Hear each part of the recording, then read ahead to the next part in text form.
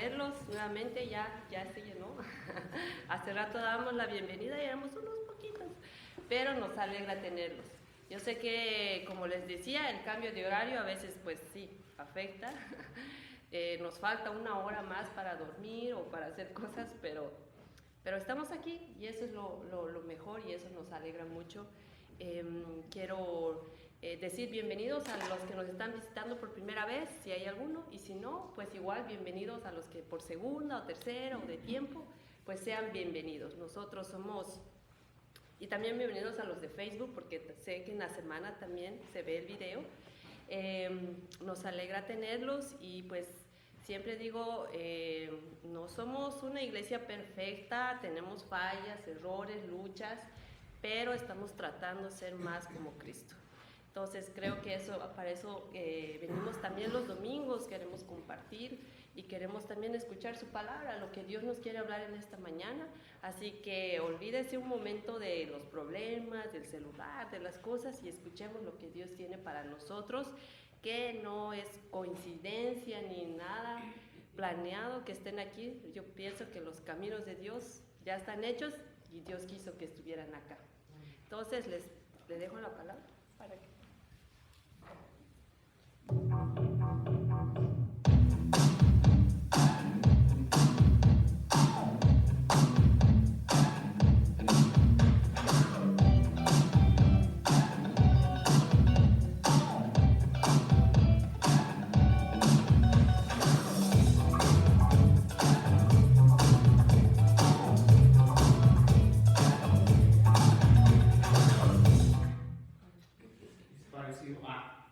¿Parecido a quién?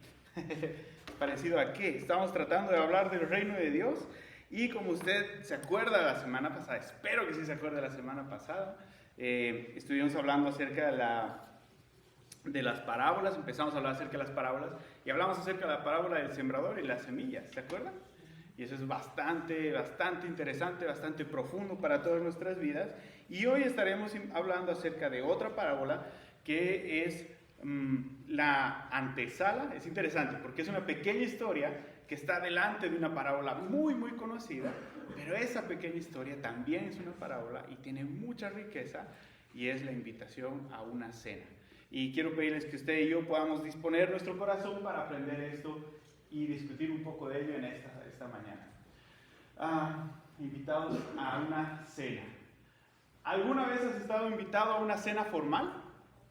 ¿Alguno de ustedes ha tenido la oportunidad de estar en una cena donde todo está bien bonito, bien decorado, bien así hecho a medida del glamour que corresponda? Y esto puede implicar muchas cosas, pero ¿sabes qué es una de las cosas más preocupantes cuando vas a una cena? Esa cantidad de cubiertos que está ahí alrededor y que es posible que casi ninguno de nosotros sepa cómo usar. Las reglas son sí, las reglas son sencillas. Ajá, y exactamente, eso es algo tan fácil y sencillo y no lo sabemos. Es increíble, ¿verdad? Así de la misma manera es el reino de Dios, es tan grande y tan sencillo y a veces lo desconocemos por completo.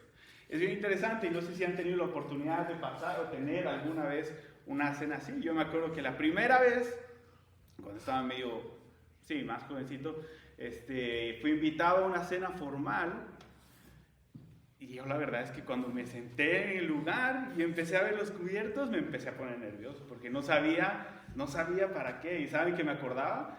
Que mis papás, mi mamá, en especial no mis papás, mi mamá tenía unos libros así que eran de normas de etiqueta. 3 tomos. Tomo 1, tomo 2 y tomo 3. Yo no sabía qué era lo que tenían. 3 tomos de normas de etiqueta.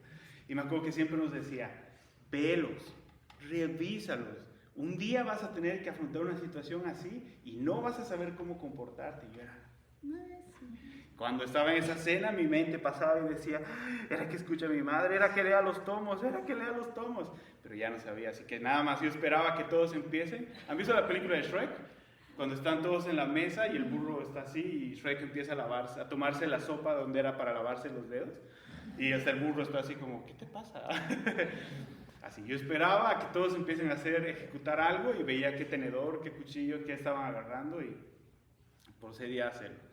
Es bien interesante, es bien chistoso recordar o pensar en algo así, pero quería introducirte a la idea de cómo es una cena, porque exactamente la parábola y la historia que estaremos hablando hoy, Jesús está invitado y está teniendo la interacción de una cena. Y sí, aunque no se ve nada de detalles como cubiertos y como tipo de cosas así, realmente hay muchas implicaciones en lo que es esa interacción de persona a persona allí en esa cena. Quiero recordarte algo que vimos rápidamente la semana pasada y dijimos que todos los detalles de las parábolas deben quedar sujetos al punto, intención y significado central que el Señor quiso darle a la parábola de manera conjunta. ¿Qué me refiero con esto?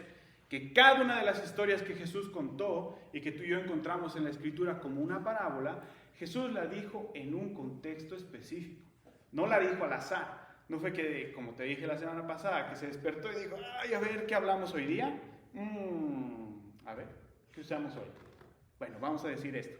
No, sino que cada situación que iba teniendo acerca en su ministerio y que pasaba alrededor de sus discípulos y en interacción con otras personas, Jesús usaba estas pequeñas historias para que tú y yo podamos comprender el mensaje que estaba tratando de dar. Aunque de manera interesante, para muchos otros, y de una manera tan sencilla como son estas historias, parecían una locura y quedaban a oscuras en los ojos y en el entendimiento de muchos. Pero esto era lo que usaba nuestro Señor Jesús, y es importante que tú y yo podamos conocerlo, pensarlo y saberlo, y tenerlo así en la mente. Ahora, lo que te decía, esta historia tiene un contexto específico. No está dada al azar, ni está dicha por casualidad. De hecho, esta historia se encuentra en el capítulo 14 de Lucas. Y si tú y yo nos vamos a leer el capítulo 14, encontraremos esta historia y encontraremos otra parábola mucho más grande acerca de que somos invitados a una cena en el reino de Dios, que somos invitados a formar parte de la iglesia, a formar parte. Pero esa será parábola para otro día. Hoy estamos hablando de la que viene un poquito antes de esta. Y cuando tú y yo vemos esto, hay una serie de situaciones que el Señor Jesús está viviendo con sus discípulos y están pasando antes de que entremos a contar esta historia. ¿Qué es lo que pasaba? Jesús está en uno de estos lugares, está caminando y se va a enseñar a un lugar que era conocido como una sinagoga. Él va a enseñar la palabra y a compartir algunos de los principios y pensamientos que estaban escritos en el Antiguo Testamento a través de los profetas en ese tiempo. Él está enseñando en ese lugar cuando entre la multitud de las personas que estaban afuera, porque no podían entrar todos, solamente los hombres fariseos, entre la multitud de las personas que estaban afuera del lugar, Jesús encuentra una mujer enferma. Y él decide sanarla. Ahora, ¿qué era lo que pasaba y por qué? Ya sabes, siempre que Jesús sanaba a alguien, siempre tenía que haber un problema alrededor. ¿Por qué? ¿Qué era lo que estaba pasando? Es que ese mismo día que él estaba haciendo esta acción, era el día de reposo. ¿Y qué era el día de reposo? Era un día, y es un día que hasta ahora los judíos guardan, en el cual en ese día no se hace nada. Se lo debería ser dedicado y enfocadamente en búsqueda de Dios, en disfrutar de Dios junto con tu familia. Y por eso no haces nada. No se va a ningún lado, no se trabaja, no se sale de compras, no se sale a hacer nada.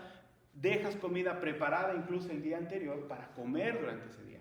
No debes de hacer ninguna labor.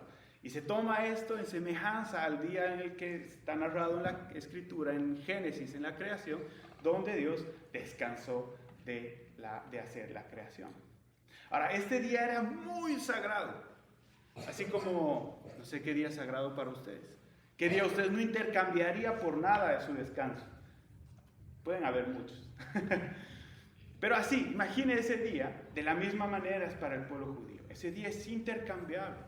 No puede haber nada que pueda suceder. Y ese mismo día es cuando Jesús decidió sanar a alguien. Ahora y yo me pregunto, y tú te debes preguntar, ¿pero qué tiene que ver el sanar con no hacer nada? Exactamente que el sanar a alguien implicaba en la mente de un judío que estaba trabajando y que estaba haciendo una labor y que estaba realizando algo de mucho esfuerzo para poder restaurar la vida de alguien. Así que para ellos era una ofensa grande. El que esta mujer haya sido restaurada, para ellos era como que, ¿qué le pasa? ¿Cómo va a ser? Y como tú sabes, muchos trataban de encontrar algo, un palito para que Jesús pise y encuentren el error y digan, ven, está hablando alguna locura, ven, está diciendo esto, hay que matarlo. Esa era la idea, trataban de buscar. Como no pudieron encontrar esto, lo que hicieron es que dijeron, bueno, ¿qué hacemos? No encontramos una solución. Hagamos esto, lo invitemos a cenar.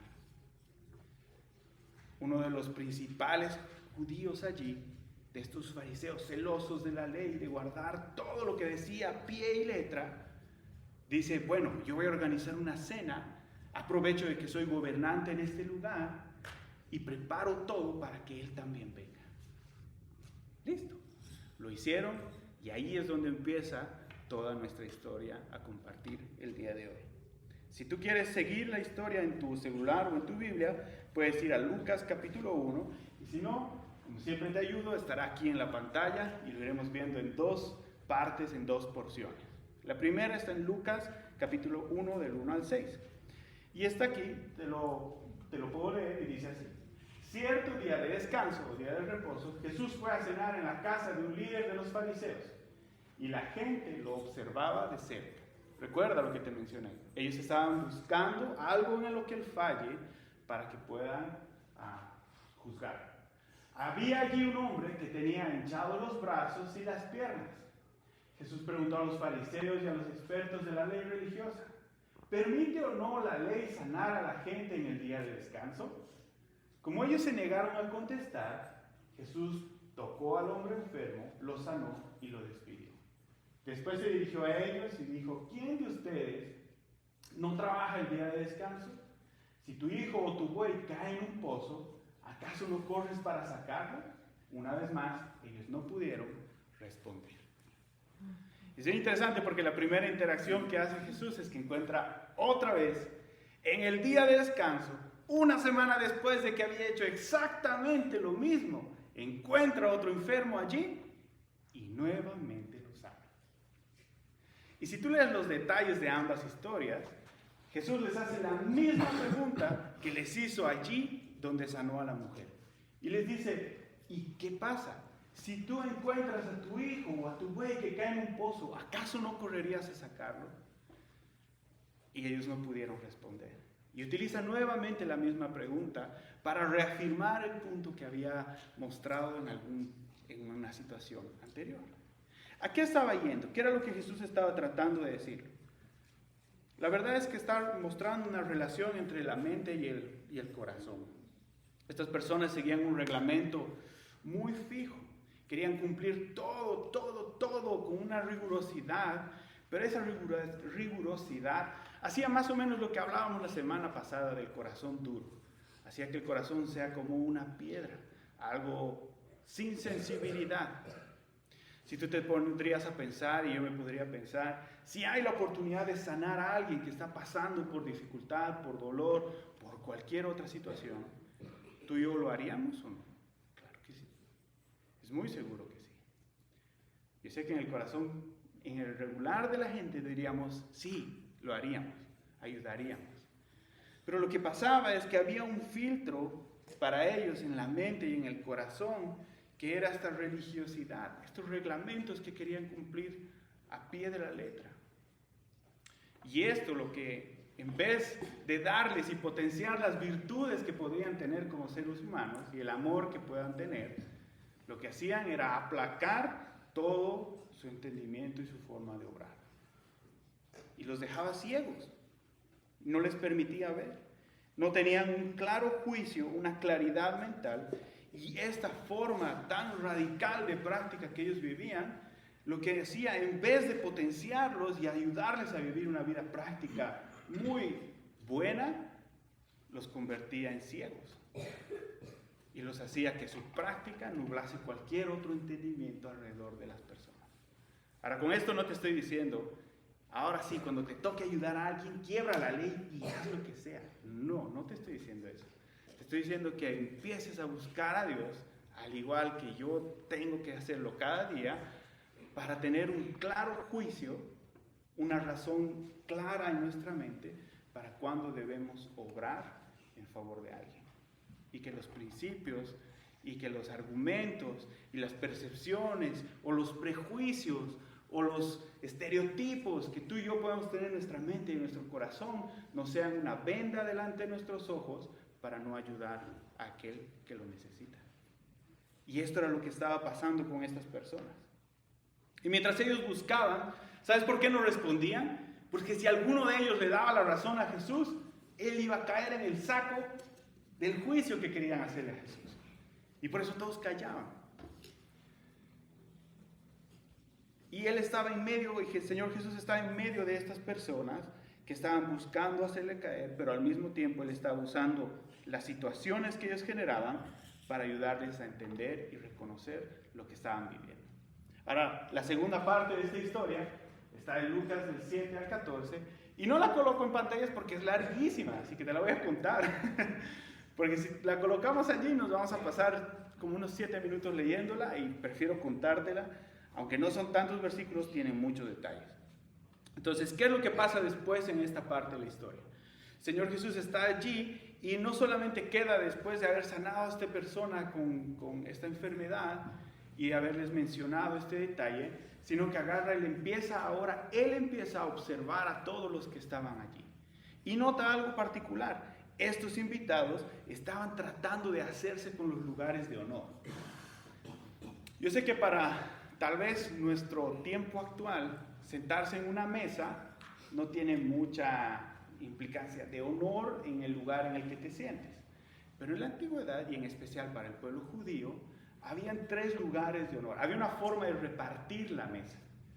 O sea que cuando tú eras invitado, no era que tendrías que llegar al lugar para escogerte al gana-gana, ¿no? Como el que llega, yo me quiero sentar más cerca del cumpleañero, o quiero salir en la foto con el cumpleañero. No era así, sino que había lugares de honor y se repartían de la siguiente manera. La persona de la cabeza era el que estaba invitando a la cena y habían los lugares 1, 2, 3, el primer grupo, 1, 2, 3, el segundo grupo, 1, 2, 3, un tercer grupo y así hasta lo que iba alcanzando la mesa, y si esa mesa se acababa, había otra mesa que empezaba con la misma dinámica. Ahora, ¿qué eran estas 3 personas? La persona de más honor, invitada en esa noche, era la persona que estaba en el tercer puesto a la mano izquierda.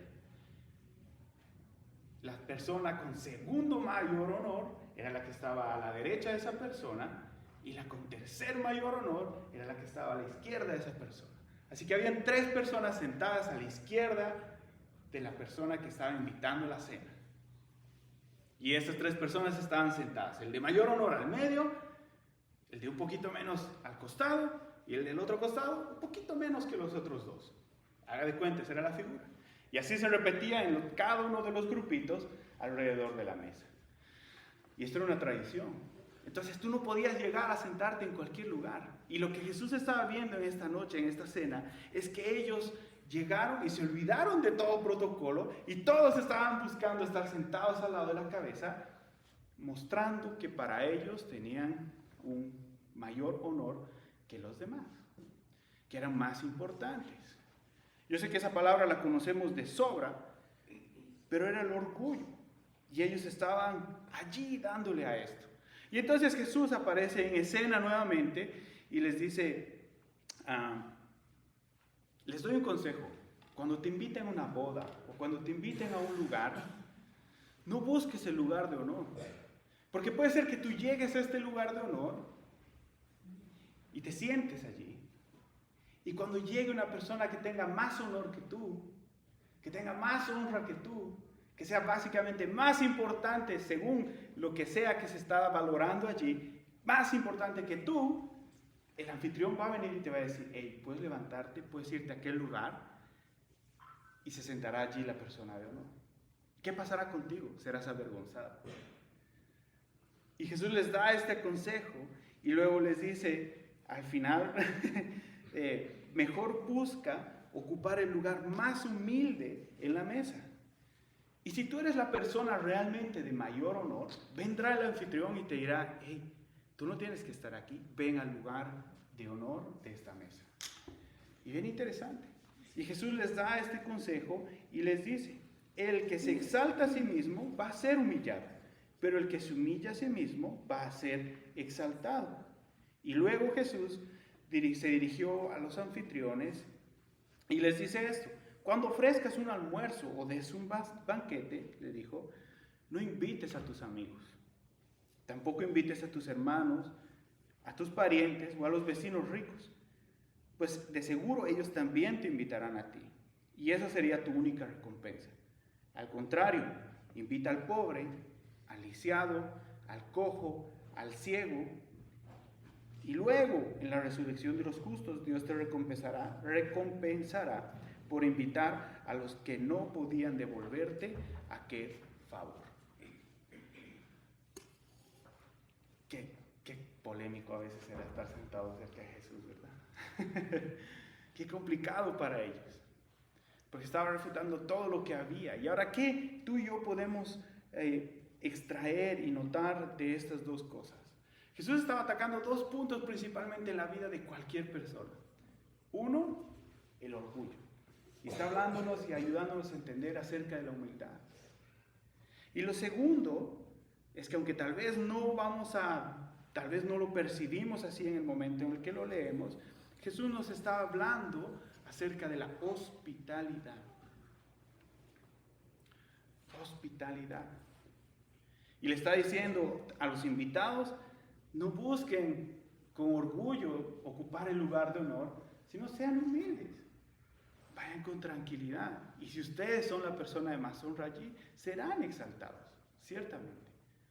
Pero luego le dice al que ofrece, a cada uno de nosotros que pueda ofrecer, si tú vas a hacer esto, ciertamente, si tú haces una fiesta, y es verdad, ustedes han hecho una fiesta para su familia, no es que necesitan una invitación, sino dice, vamos a hacer una comida, llegan todos.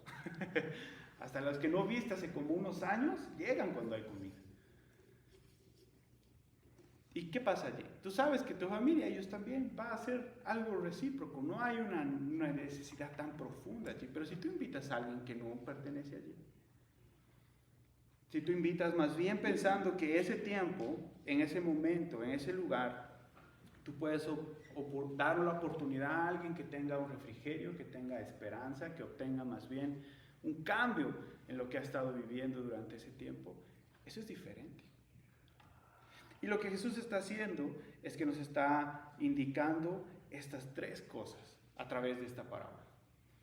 Lo primero es que tú y yo tengamos un buen juicio.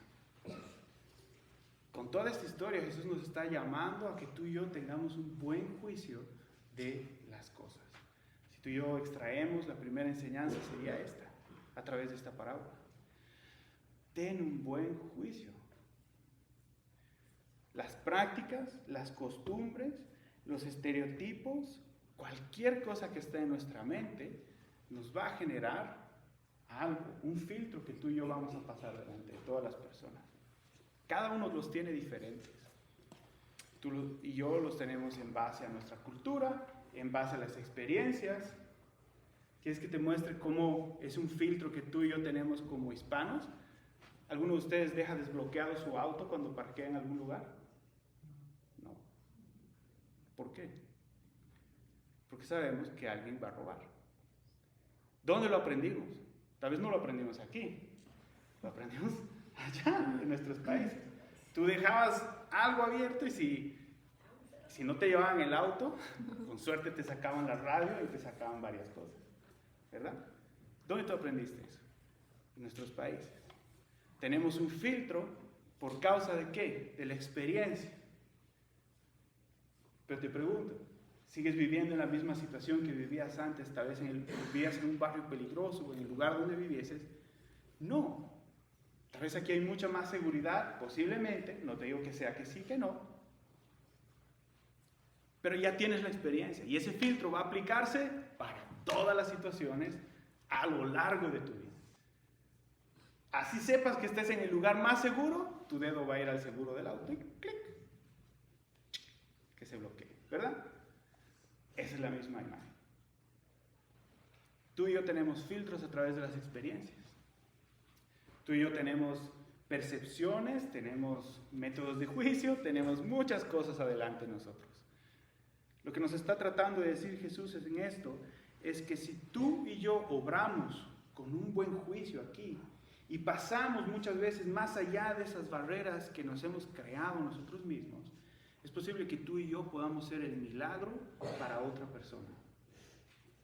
Tú y yo podamos llevar el milagro para otra persona. Te pregunto, ¿ellos no estaban conscientes? ¿Acaso las personas que estaban ahí no estaban conscientes de que había una mujer enferma que necesitaba sanar? ¿No estaban conscientes de que había un hombre enfermo que necesitaba sanar? Sí, ¿verdad? Estaban conscientes. ¿Por qué no lo veían? Porque había muchos filtros de por medio. Para ellos algunas de esas enfermedades significaban que eran inmundos, que no pertenecían a ese lugar, que no debían estar donde ellos estaban, que no debían compartir la mesa con esas personas. Y eso los hacía ciegos. ¿Ciegos a qué? A ver la necesidad de estas personas de sanar, de restaurarse, de retomar algo que habían perdido. Y Jesús estaba pasando todos esos filtros y acercándose a eso primero importante y luego recién empezando a confrontar esas formas de pensar. Así que te animo a que tú y yo, una vez más, no te digo, ve a quebrar la ley y ayuda a todos de la forma que sea necesaria. Simplemente te estoy diciendo, ten un buen juicio cuando tengas que hacer algo. Deja que Dios te guíe y que el Espíritu Santo ilumine tu mente y tu corazón para poder hacer. Porque es posible que al obrar con un buen juicio tú seas el milagro para la vida de otra persona. Lo segundo que nos está hablando es acerca de la humildad. Y es que, una vez más, Él está abriendo una puerta muy grande para que tú y yo podamos reconocer exactamente eso.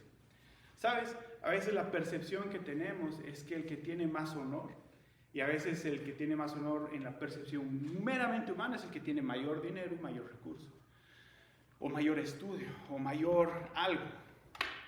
Pero no siempre funciona así. De hecho, hay puertas que este tipo de honras jamás va a poder abrir. ¿Sabes qué puertas son las que no abre este tipo de honras? El corazón. El corazón se abre con humildad. El corazón difícilmente se abre con títulos, con recursos, con poder. Lo que Jesús está tratando de ayudarnos a ver es que hay puertas que este tipo de honra y este orgullo no abren. Y la puerta más importante que esto no va a abrir es el corazón. Y si tú y yo deseamos acercarnos a todas las demás personas y tocar su corazón, necesitamos vivir con humildad. Porque la humildad permitirá que tú y yo podamos entrar a un lugar donde la honra, ni los recursos, ni ninguna otra cosa nos podrá dejar entrar. Y eso es una característica de esto tan pequeñito que se hace tan grande que se llama reino de Dios. Y es algo a lo que tú y yo estamos llamados a practicar y tener en nuestra vida. Y lo último es que nos llama a la hospitalidad. ¿Sí te has dado cuenta que si tú quitas idad es hospital, verdad? ¿Para qué sirve un hospital? Tendría que servir para sanar a los enfermos. Yo sé que en algunas connotaciones aquí sirve para sacar dinero. Olvidemos eso, es otro filtro que tenemos. Pero la verdad es que un hospital debería servir para sanar a aquel que adolece, a aquel que sufre, a aquel que tiene necesidad. Y sabes, Jesús nos está llamando a que tú y yo podamos practicar la hospitalidad. Que cuando tú y yo estemos en un lugar, o cuando tú y yo traemos a alguien hacia nosotros, en nuestra vida y a través de nuestra vida, podamos ser como un centro móvil de restauración para otros. Que a través del compartir contigo y conmigo se encuentre un alivio. Que las personas puedan encontrar paz, puedan encontrar descanso, puedan encontrar refrigerio en sus vidas cuando están y comparten con cada uno de nosotros. Que cada una de las personas con las que podamos rodearnos puedan experimentar Lo que tal vez simplemente una sonrisa y unos minutos pequeños de interés genuino puedan abrir y dar y generar en el corazón de alguien. Te aseguro, minutos de interés genuino pueden cambiar la vida de alguien o incluso salvar la vida de alguien. Y quiero animarte a que tú y yo podamos tomar en este día estas características: un buen juicio, humildad y hospitalidad. Son 3 características tan sencillas narradas en una historia, pero que pueden hacer que tú y yo seamos una bendición de esas tan grandes para la vida de otros. Podamos ser el milagro tal vez para la vida de otros. Podamos ser el punto de esperanza, que lleve esperanza y que lleve una salvación para la vida de otros. Y te animo a que tú y yo podamos poseer estas características del reino de Dios.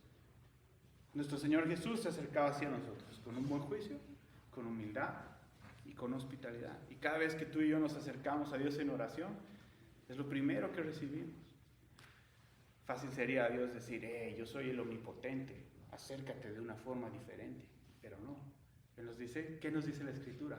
Acércate confiadamente al trono de la gracia para recibir oportuno socorro si tienes necesidad, para recibir descanso, para recibir paz. Es todo lo contrario. Y quiero animarte a que tú puedas pensar y meditar en esto y tomar decisiones. El único que va a poder ayudarte a desarrollar y practicar esto es el Espíritu Santo obrando en tu vida. Así que quiero animarte a que tú puedas decidir. Esto parte en que decidas y digas: ok, quiero acoplar estas cosas que el pastor mencionó. ¿Cómo le hago? El primer paso es que empieces a orar y pedirle al Espíritu Santo que empiece a obrar en tu corazón.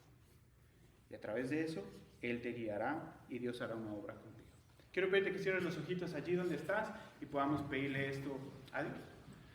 Que podamos pedirle que Él pueda obrar y luego celebramos la Santa Cena teniendo esta gran oportunidad en nuestras vidas. Señor, te doy gracias por tu iglesia, gracias por mis hermanos, gracias por todos los que estamos aquí, por todos los que verán este mensaje en algún momento, Señor, también te agradecemos. Padre, te pedimos en el nombre de Jesús, en este día, que escuches esta oración que hacemos. Padre, ayúdanos a encontrar una manera buena y más noble tal vez de vivir en nuestro diario, día a día, valga la redundancia. Ayúdanos a encontrar adelante de tu palabra, a través de tu ayuda, de ser renovados en nuestra mente y en nuestro corazón, un buen juicio al obrar cada día. Porque a través de nuestra vida puede obrarse el milagro tuyo en la vida de otros. Señor, ayúdanos a vivir con humildad, sabiendo de que la humildad es una llave que nos permitirá alcanzar el corazón de otros, lugar que es más importante que todos los demás lugares que queramos llegar y alcanzar.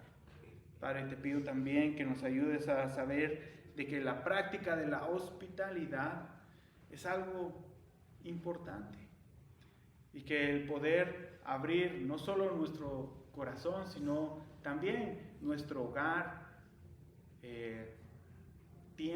invertir tiempo para otros, podrá hacer de que tal vez seamos el lugar del refrigerio o la esperanza, la puerta para que ellos encuentren esperanza y alivio, no solo a través de conversar con cada uno de nosotros, sino encontrándonos o encontrándote a ti en nosotros. Y quiero pedirte, Señor, que nos ayudes, porque estas características son las que tu palabra nos muestra, son las que a través de esta parábola y de esta situación tú nos enseñas hoy. Y te pido que esto pueda hablar profundamente a nuestro corazón en este día. Gracias te damos, Señor, oramos en el nombre de Jesús. Amén. Amén, amada iglesia. Quiero pedirte por favor que puedas pasar a recoger tu copita y podamos celebrar la cena del Señor juntos en esta mañana.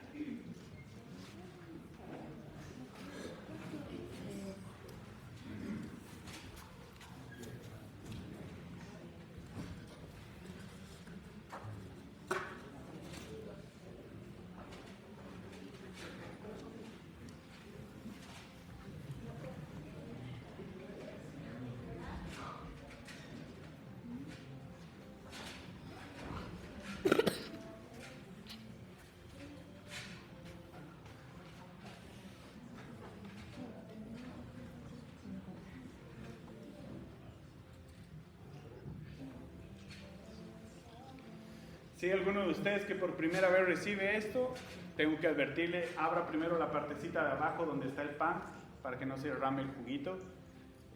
Allí está el pancito y luego puede abrir la tapita de arriba, para que no sufra un derrame, un desastre allí. Si usted tiene este pancito hoy y este juguito, por cultura general, todos sabemos de un contexto tradicional el que hayamos venido, que esto se entiende como el pan y el cuerpo y la sangre de Cristo. Y exactamente, esto es un símbolo de esto, de la celebración del sacrificio de Jesús en la cruz. Y suena raro, ¿no? Celebramos la muerte de alguien, es bien extraño. Pero la verdad es que cuando usted y yo entendemos que ese sacrificio ha sido para darnos libertad, para dar libertad de la opresión que nosotros mismos por muchas cosas hemos generado en nuestra vida, para reconciliarnos con Dios principalmente, eso va tomando otro significado. Y es algo que debemos procesar en la mente, ¿no? Le digo, gócese tranquilamente sobre esto porque sé que es algo difícil de pensar. Pero la verdad es que ese sacrificio de Jesús es uno de los regalos, o es el regalo más grande que usted y yo podamos recibir, dado por amor. Y como cantábamos en la canción, al principio si usted llegó y a escuchar las canciones, la última canción decía, es un amor sin condición, un amor que no podemos ganar, que no merecemos, que no podemos hacer nada para obtener, pero aún así ese amor nos ha alcanzado. Y ese amor ha sido el que se ha ido a sacrificar. Y ese símbolo es el que usted y yo tenemos en las manos para poder reconciliarnos con Dios. Así que quiero pedirle que con eso en la mente podamos celebrar. Puede comer el pan y tomar el jugo.